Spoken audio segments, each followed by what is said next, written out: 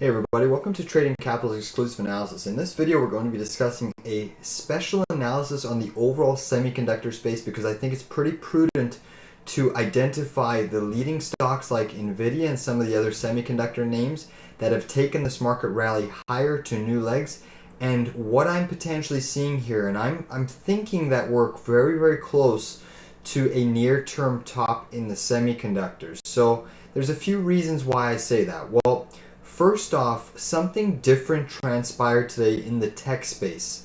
So we saw the NASDAQ and specifically the semiconductors down today, like NVIDIA. NVIDIA actually closed down minus 2.42% after it outperformed the QQQ yesterday with this massive over 4% rally. It underperformed the QQQ today.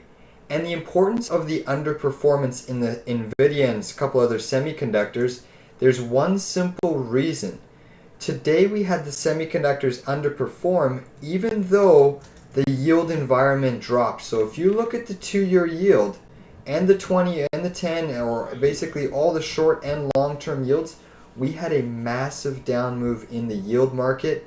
And typically the trend that we've seen, every time we see a massive move down in yields, we see the QQQ or the SMH rally, and that is the exact opposite of what we just witnessed today. So perhaps we're getting close, perhaps we're seeing glimpses of market participants starting to price in a recession, but I think it's pretty prudent to identify that NVIDIA did not catch a bid despite a massive move down in the short-term yields and the long-term yields. And then obviously its cohort here, AMD, reported earnings today. It did have a double beat on earnings, and I identified that this might be the new theme, that even though companies are having these double beats, we could be at the near-term precipice where we see them get absolutely demolished, because perhaps we are starting to see recession priced in, perhaps we are starting to see a labor market, perhaps the Fed is going to continue to raise rates and over tighten.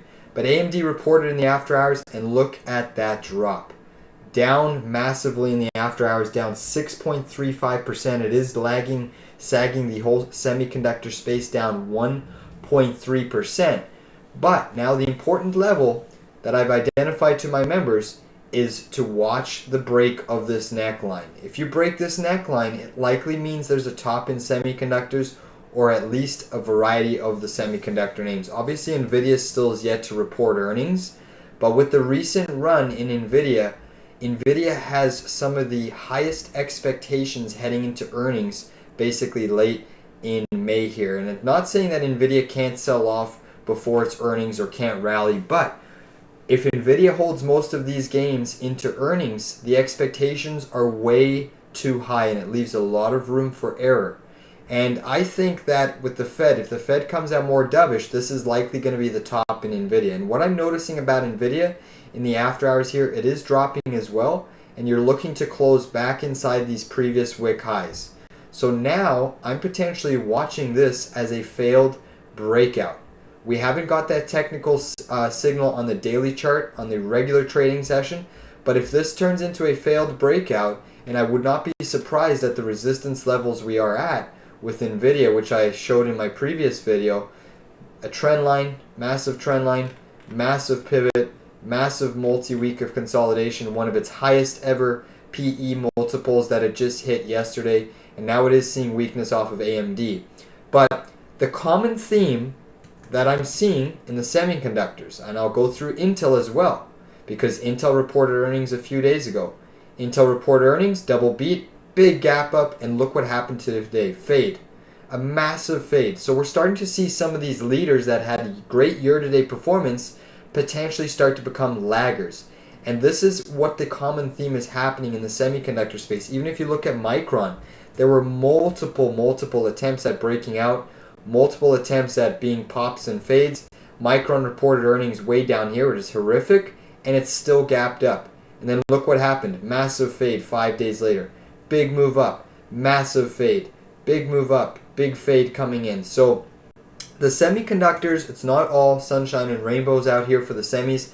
I think the AMD earnings call is kind of giving us near-term glimpses as to what is potentially coming down the pipeline for the whole semiconductor space as a whole, but definitely AMD is putting pressure on this market. And if we get a trigger of this head and shoulders pattern, the semiconductors could be in for a world of downside. And naturally, if the semis start to fall, they're often a leading indicator for the QQQ, and they do hold, because of the massive rally that they've had this year, they do hold a significant weight in the S&P 500. Overall, all eyes will be on AMD tomorrow, because if this continues to sell off in intraday and it triggers this neckline, you can be sure we're going to see a vast array of weakness across the SMH.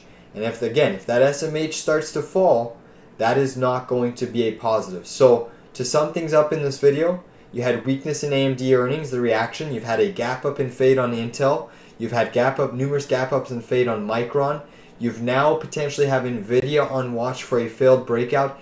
And you had a divergence in the semiconductors, being the fact that yields collapsed today on the banking crisis, or the potential weakness in banks, and the labor market jolts number, and semis did not get bid up despite the yields collapsing. So a lot of moving parts. Obviously, Powell is the big wild card tomorrow, along with the whole host of economic data. But just be mindful, semis have been a powerhouse over the last 1 year and year-to-date period. And if they start to weaken, you can be sure that the broad market is likely going to follow them as a whole.